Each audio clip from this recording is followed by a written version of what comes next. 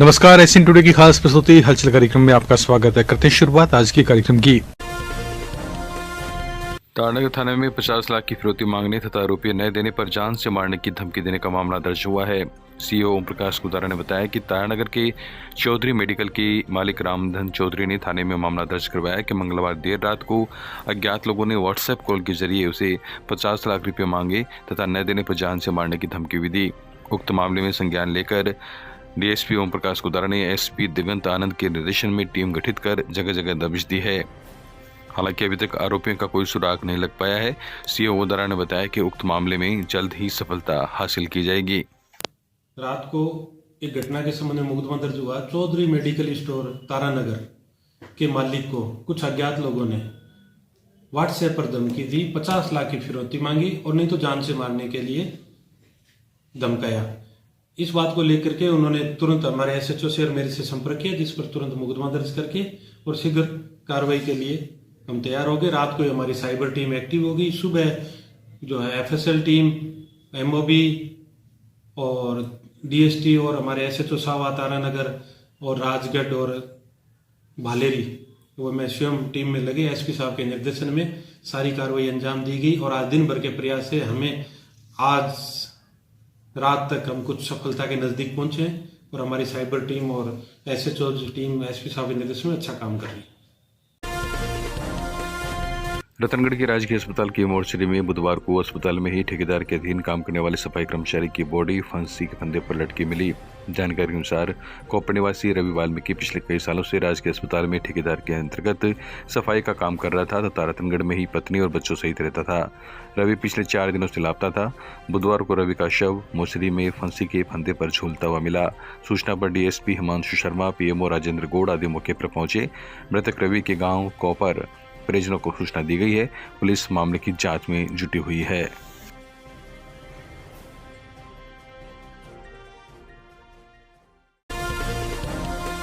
लखनऊ में आयोजित 37वीं सब जूनियर राष्ट्रीय महिला हैंडबॉल चैंपियनशिप में राजस्थान की टीम ने शानदार प्रदर्शन करते हुए सेमीफाइनल में प्रवेश किया है।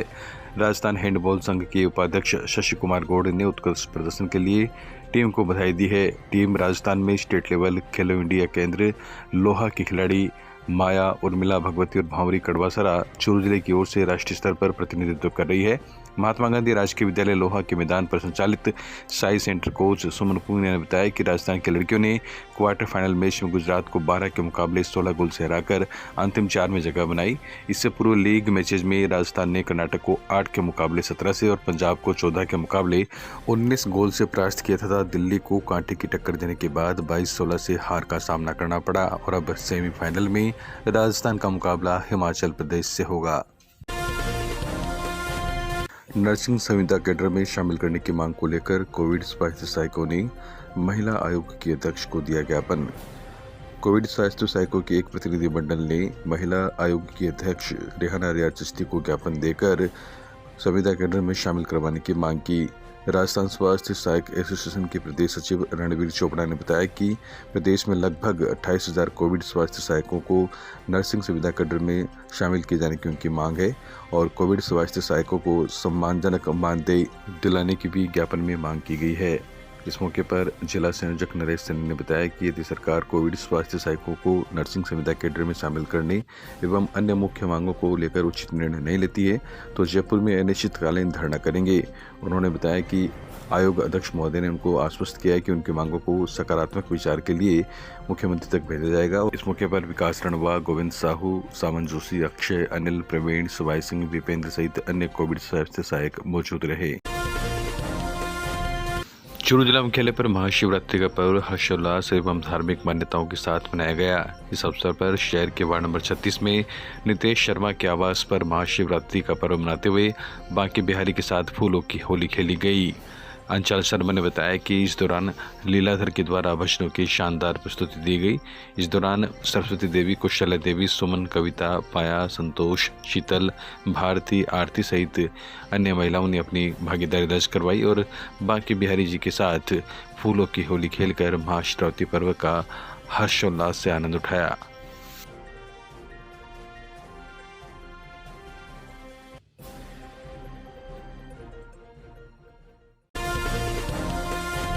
उपनेता प्रतिपक्ष एवं चूरू विधायक राजेंद्र राठौड़ ने विधानसभा में की राजनीतिक सूचिता के बाद कहा, यूक्रेन के मसले पर हम राज्य सरकार के साथ खड़े हैं। चूरू विधायक एवं उपनेता प्रतिपक्ष राजेंद्र राठौड़ ने बुधवार को राजस्थान विधानसभा में चर्चा के दौरान बोलते हुए कहा कि राजस्थान विधानसभा में यूक्रेन में फंसे राजस्थान के सैकड़ों विद्यार्थियों की सकुशल स्वदेश वापसी सुनिश्चित करने के लिए ग्रुप ऑफ मिनिस्टर्स बनाकर केंद्र सरकार से निरंतर संपर्क में रहना चाहिए। संकट की इस घड़ी में हम सभी प्रदेश सरकार के साथ खड़े हैं। उन्होंने कहा कि यूक्रेन संकट की वजह से मेडिकल और इंजीनियरिंग से जुड़े विद्यार्थियों की पढ़ाई बाधित हो गई है और आर्थिक नुकसान भी उठाना पड़ रहा है। इसलिए उनकी मांग है कि मुख्यमंत्री अशोक गहलोत ऐसे विद्यार्थियों की पढ़ाई सुचारू रूप से जारी रखने के लिए स्पेशल सीट निर्धारित करें और फाइनेंस पैकेज भी जारी करें। राठौड़ ने अपने संबोधन में कहा कि 1008 विद्यार्थी यूक्रेन में थे और उनको लगातार रेस्क्यू करने का प्रयास सरकार के द्वारा जारी है और हमें मिलकर काम करना होगा। आलोचना समालोचना की कोई बात नहीं। सरकार के लिए हम सब कंधे से कंधा मिलाकर इस मुद्दे पर साथ खड़े हैं। चोरी के आरोपियों को गिरफ्तार करने की मांग गांव सेनालीबड़ी के ग्रामीणों ने प्रदर्शन करते हुए एसपी को दिया ज्ञापन। चोरी के मामले में आरोपियों को गिरफ्तार करने की मांग को लेकर बुधवार को सेनालीबड़ी के ग्रामीणों के एक प्रतिनिधिमंडल ने एसपी को ज्ञापन सौंपा। इस दौरान कलेक्टर के सामने ग्रामीणों ने नारेबाजी करते हुए प्रदर्शन भी किया और मामले का जल्द खुलासा कर चोरी का माल बरामद करने की मांग की। सेनालीबड़ी के पूर्व सरपंच महेंद्र सिहाग ने बताया कि गाँव में 26 फरवरी को रात्रि की चोरी के मामले में एक सप्ताह बीत जाने के बाद भी आरोपियों को पुलिस अभी तक गिरफ्तार नहीं कर पाई है। पीड़ित नब्बू खान ने इस बारे में रतनगर थाने में मामला भी दर्ज करवाया है। बावजूद इसके अभी तक आरोपियों की गिरफ्तार नहीं किया गया, जिससे ग्रामीणों में रोष है।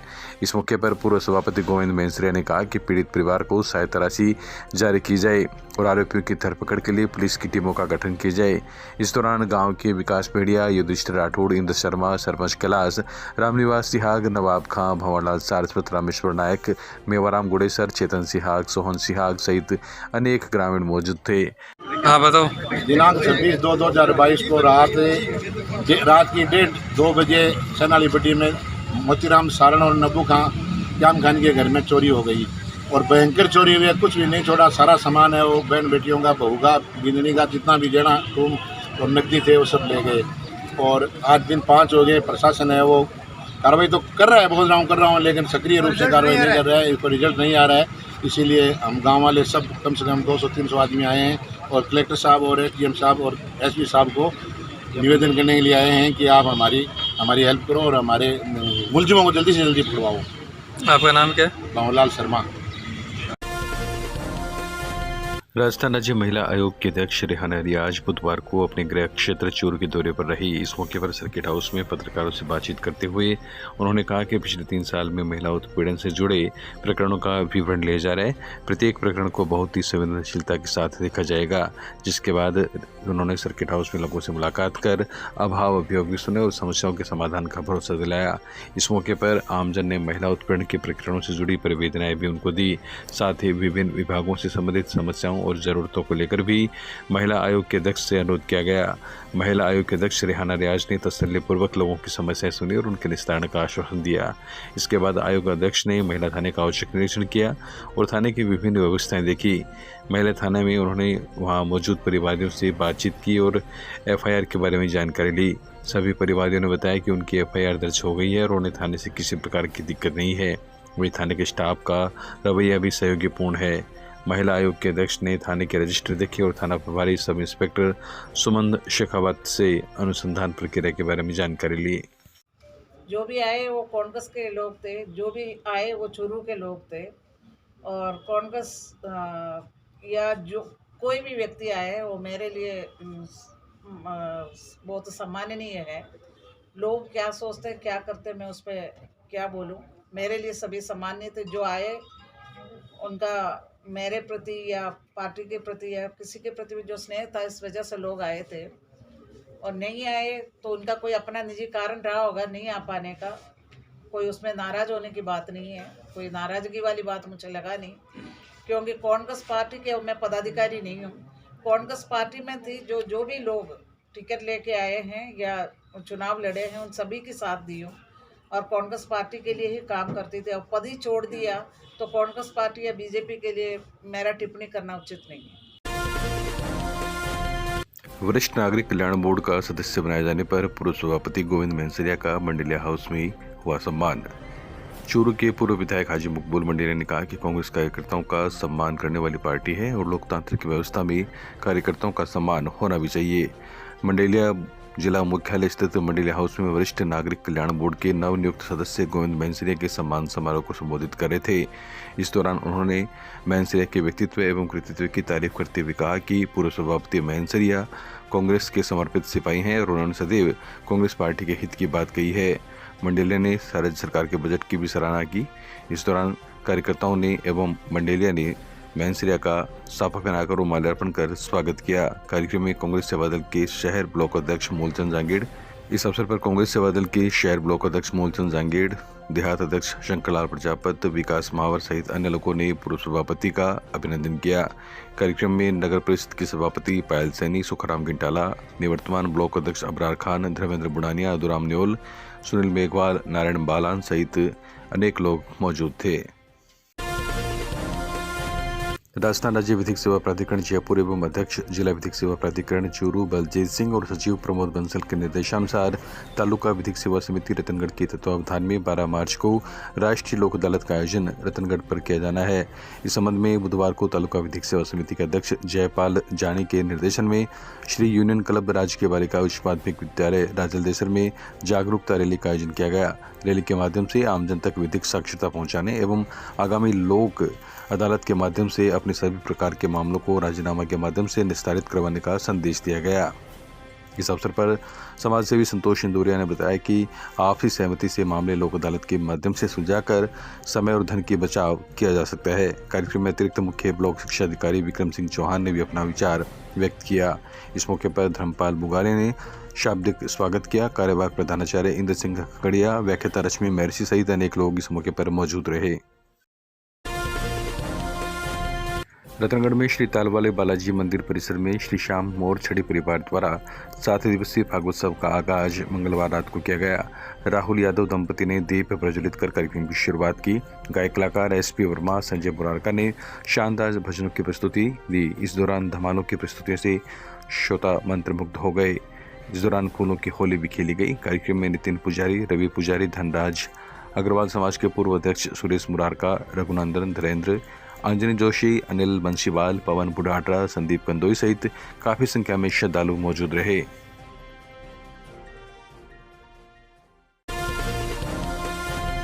तारानगर विधानसभा क्षेत्र के ढाणी, बाबरियान और गोगटिया कच्छावतान में पिछले 6 महीने से चल रही पेयजल समस्या को लेकर बड़ी संख्या में ग्रामीण और महिलाओं ने भाजपा नेता राकेश जांगड़ के नेतृत्व में एसडीएम कार्यालय के सामने प्रदर्शन करते हुए उपखंडाधिकारी मोनिका जाखड़ को ज्ञापन सौंपा। ग्रामीणों ने ज्ञापन के माध्यम से बताया कि पिछले 6 महीनों से पानी की समस्या बनी हुई है। पीने के लिए एक बूंद तक पानी नसीब नहीं हो रहा तथा काफी बार अवगत करवाने के बावजूद आज तक कोई सुनवाई नहीं हुई। महिलाओं ने रोष प्रकट करते हुए बताया कि पिछले 6 महीनों से पीने के पानी के लिए तरस गए हैं और हालात अत्यधिक खराब है। बाबरिया की ढाणी और गोगटिया कच्छावतान के सैकड़ों लोग और महिलाओं सहित आज एसडीएम अधिकारी महोदय को ज्ञापन दिए और यहाँ धरना देकर बैठे हैं कि 6 महीने से लगातार ये अपनी समस्या का समाधान करने के लिए एक्शन, पीएचडी एक्शन, आईएन और जेएन तीनों को लगातार बता रहे हैं कि हमारे 6 महीने से पानी नहीं है और लगातार इनको आश्वासन दे रहे हैं। आश्वासन के अलावा कुछ नहीं। आज अंत में सभी लोग यहाँ सैकड़ों लोग बैठे धरने पर और यहाँ के सहायक अभियंता और कनिष्ठ अभियंता एसडीएम अधिकारी के समक्ष लिखित में इनको आश्वासन दिया है। शहर में श्याम मंदिर के वार्षिकोत्सव पर निकली शोभा यात्रा, बड़ी संख्या में उमड़े श्रद्धालु। चूरू में प्रतिभा नगर स्थित श्याम मंदिर का 47वां वार्षिकोत्सव महाशिवरात्रि पर्व के अवसर पर बाबा श्री श्याम फूलों की श्रृंगार के साथ मनाया गया। मंदिर को विद्युत लाइटों से सजाया गया। पुजारी संतोष मुडाडरा ने बताया कि श्रद्धालु महिलाओं और भक्तों ने भगवान शंकर और पार्वती की पूजा की। इस अवसर पर बाबा श्याम के दर्शनों के लिए लंबी लंबी कतारें देखी गई। महिलाओं ने भगवान शंकर और श्याम बाबा के वचनों की अमृत वर्षा कर वातावरण को धार्मिकमय बना दिया। पुजारी संतोष बुडाडरा ने श्याम बाबा की ज्योत प्रज्वलित की। शोभा यात्रा और निशान यात्रा को रवाना किया गया। शोभा यात्रा में रंग बिरंगे पोशाक पहनकर श्याम भक्तों ने डीजे की धुन पर फाल्गुन धमानों पर जमकर नृत्य किया। हिसार हरियाणा के रोहित चौहान के सानिध्य में ग्रुप के द्वारा राधा कृष्ण, शिव पार्वती, हनुमान, शिव पूजा आदि की झांकियां शहर में आकर्षण का केंद्र रही। शोभा यात्रा का शहर में जगह जगह पुष्प वर्षा कर स्वागत किया गया। आयोजन समिति के कैलाश चंद्र नौहाल ने वार्षिकोत्सव पर सहयोग के लिए सभी श्रद्धालु भक्तों और कार्यकर्ताओं का आभार जताया। बिसाऊ में नीलकंठ महादेव मूर्ति स्थल पर उमड़ा जन सैलाब। थाना अधिकारी कमलेश कुमार के नेतृत्व में 4 थानों का जाब्ता रहा तैनात। महाशिवरात्रि पर्व के अवसर पर बिसाऊ कस्बे में चूरू रोड स्थित 132 फीट ऊंची नीलकंठ महादेव मूर्ति स्थल पर श्रद्धालुओं का सैलाब उमड़ा। कस्बे सहित ग्रामीण एवं दूर दराज के शहरी क्षेत्र से आए हजारों श्रद्धालुओं ने कतारबंद होकर भोलेनाथ के दर्शन किए। मेले में उमड़ी भीड़ को देखते हुए थाना अधिकारी कमलेश कुमार के नेतृत्व में सर्किल के 4 थानों का जाब्ता तैनात रहा। मेला स्थल पर महिला पुलिस सहित सादे कपड़ों में पुलिस कर्मी चप्पे चप्पे पर तैनात रहे। वहीं पुलिस की ओर से मेला स्थल के दोनों तरफ बैरिकेड्स लगाकर वाहनों की नो एंट्री की गई। अल सुबह से ही श्रद्धालुओं ने परिवार सहित पहुंचकर मूर्ति के दर्शन कर शिव परिवार की पूजा की। श्रद्धालुओं ने द्वादश ज्योतिर्लिंग, अष्टविनायक, नवग्रह आदि के दर्शन कर मनौतियां मांगी। दोपहर के समय एडीजे आशुतोष कुमावत ने जलाभिषेक कर पूजा की। इस मौके पर एसडीएम साधुराम जाट, डीएसपी ग्रामीण रोहितास देवंदा, मलसीसर एसएचओ गोपाल राम ने भी पूजा अर्चना की। लोक सेवा ज्ञान मंदिर ट्रस्ट ने शाम के समय गांधी चौक से नीलकंठ महादेव मंदिर तक निःशुल्क वाहन सुविधा उपलब्ध करवाई।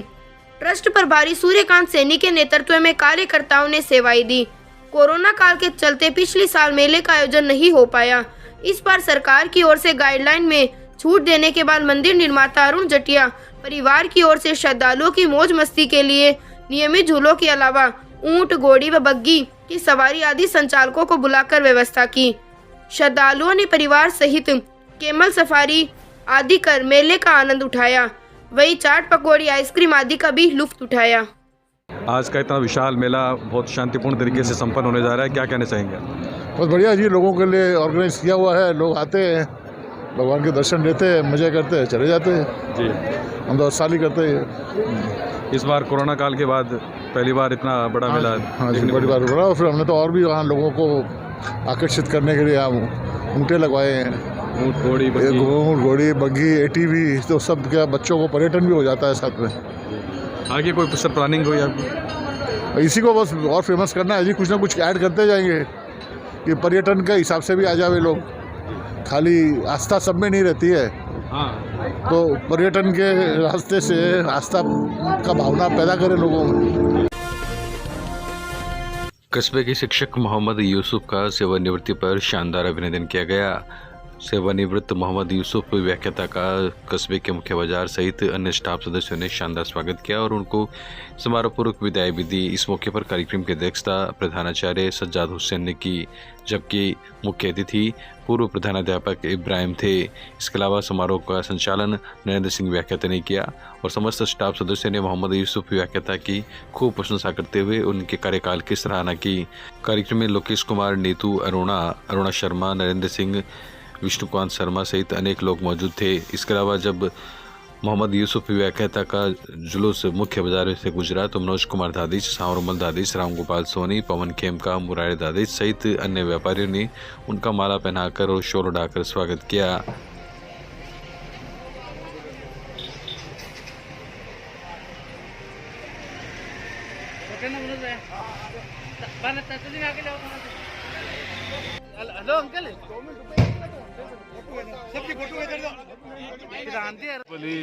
व्याख्याता अर्थशास्त्र के हमारे विद्यालय में करीब 5.5 वर्ष से कार्यरत हैं और इनकी कार्यशैली, काम करने की कैपेसिटी एक युवा से ज़्यादा है।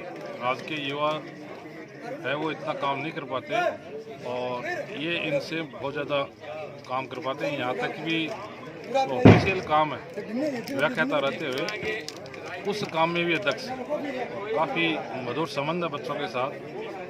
आम विद्यार्थी इनको पसंद करता है और विद्यालय में इनके पहुंचने से पूरे वातावरण है वो परिवर्तित हो जाता है, बड़ा खुशी का माहौल होता है। यूसुफ जी आज के युवाओं के लिए प्रेरणा स्रोत है। जिस तरह से 18 साल का युवा काम करता है वैसे ही ये काम करते हैं। इनका रिजल्ट है वो कई सालों से 100% है छात्रवृत्ति इनके पास प्रभार था, तो इन्होंने इस साल रिकॉर्ड करीब 100 के आसपास आवेदन छात्रवृत्ति के हमारे विद्यालय से भरवाए हैं और नियमित रूप से बाबुओं के साथ, कर्मचारियों के साथ तालमेल करके इस कार्य को बड़ी शिद्दत से अंजाम देते थे। आज इनकी सेवानिवृत्ति पर सारा स्टाफ इकट्ठा है। इनकी लोकप्रियता खास करके बिसाऊ में जब हमने प्रवेश किया और दुकानदारों ने इनका जो स्वागत किया है, उससे देख करके हम ज़्यादा अभिभूत हुए कि एक अध्यापक ही नहीं बल्कि एक नागरिक के रूप में भी सर्वश्रेष्ठ नागरिक।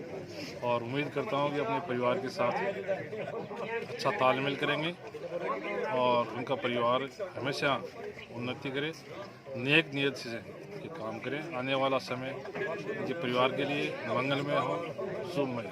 जय। क्या नाम है सर आपका? सज्जाद हुसैन। एक्सप्रेस ट्रेनों के ठहराव की मांग को लेकर बिसाऊ में रेल संघर्ष समिति की सांसद के साथ हुई बैठक। रेल संघर्ष समिति बिसाऊ के संयोजक सफी मोहम्मद टीटी की अध्यक्षता में बिसाऊ के अग्रसेन भवन में बुधवार को आयोजित बैठक में सांसद नरेंद्र कुमार ने एक्सप्रेस ट्रेनों के ठहराव सहित सुविधाओं के विस्तार के लिए हर संभव सहयोग का आश्वासन दिया। सांसद ने रेल मंत्रालय व अधिकारियों के साथ अब तक किए पत्र व्यवहार के बारे में जानकारी देते हुए बताया कि 25 फरवरी को जीएम के साथ मीटिंग में उन्होंने बिसाऊ स्टेशन के लिए सभी मांगों को प्रमुखता से रखा है। यदि उस मीटिंग की मांग के अनुरूप स्वीकृति नहीं मिलती है तो संघर्ष समिति के प्रतिनिधि मंडल के साथ जीएम व अन्य अधिकारियों से जल्द मुलाकात करेंगे। संयोजक सफी मोहम्मद टीटी ने बताया कि यदि अधिकारी चाहे तो श्री गंगानगर भादरा एक्सप्रेस ट्रेन का बिसाऊ में 2 मिनट का ठहराव दे सकते हैं। इस मौके पर संघर्ष समिति की ओर से सांसद को अपनी मांगों का एक ज्ञापन भी सौंपा गया। उप संयोजक गिसारा माटोलिया, भाजपा मंडल अध्यक्ष भवानी शंकर मैंसरिया, पार्षद सदीक खां, परमेश्वर लाल प्रजापत, अब्दुल करीम नेमीचंद, श्री कृष्ण स्वामी, प्रवक्ता इस्माइल तंवर, कोषाध्यक्ष कमल वर्मा, इंद्राज चौहान, हीरालाल सैनी, महेंसर आदि ने सांसद का माला पहनाकर स्वागत किया। संचालन प्रवक्ता कपिलेश शर्मा ने किया। इस मौके पर सूर्यकांत सैनी, सुभाष जहांगीर दुलचास, विकास मिश्रा, मनीष बिरमीवाला, सुभाष कटीक, पवन एडवोकेट, प्रमोद कसेरा, विनोद प्रजापति, अरुण क्याल, अशोक माटोलिया, विलास सैनी, सुरेश प्रजापत सहित अन्य लोग उपस्थित थे। इस दौरान समिति के प्रवक्ता इस्माइल तंवर ने इस मौके पर सांसद कोटे से रेलवे स्टेशन का बड़ा मुख्य द्वार बनाने, तिरंगा झंडा लगाने, स्टेशन पर पार्क विकसित करने, पार्किंग व ऑटो स्टैंड बनाने और स्टेशन पर यात्रियों के लिए अतिरिक्त बेंच रखवाने की मांग करते हुए कहा कि अब स्टेशन पर शानदार व्यवस्थाएं होगी तो रेल प्रशासन को एक्सप्रेस ट्रेनों का ठहराव भी करना पड़ेगा, जिससे बिसाऊ सहित नजदीक के गांव के लोग लाभान्वित होंगे।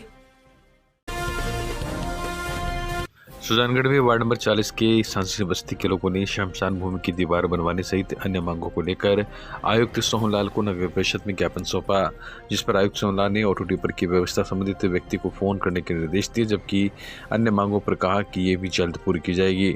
दूसरी ओर सभापति के प्रतिनिधि मोहम्मद इदरीस गोरी से जब ये लोग मिले तो गोरे ने कहा कि सड़क और 4 दीवारें के लिए वित्तीय स्वीकृति हो चुकी है। गोरे ने बताया कि 23 लाख रुपए से सड़क बनेगी, 4 लाख रुपए से शमशान की दीवार के लिए स्वीकृत है और जल्द काम भी शुरू हो जाएगा। महेश कुमार के नेतृत्व में ज्ञापन सौंपने के दौरान हरिराम, रामूराम, सुनील, बबलू, सोहनलाल, मदनलाल, संजय, सीताराम, रमेश, रविंद्र, कालूराम, सोहनलाल, विक्की, शंकर, पवन, प्रकाश, विकास आदि मौजूद रहे।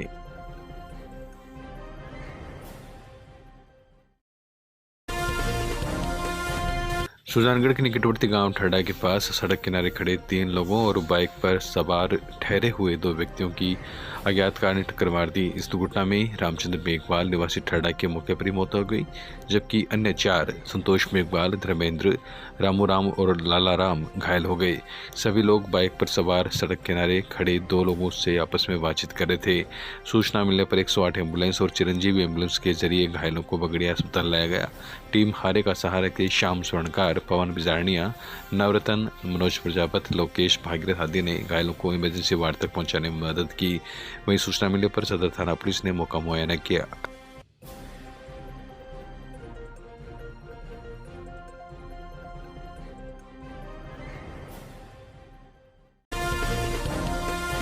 तालछापर अभयारण्य के एक हिस्से में लगी आग, सुजानगढ़ से पहुंची दमकल ने पाया आग पर काबू।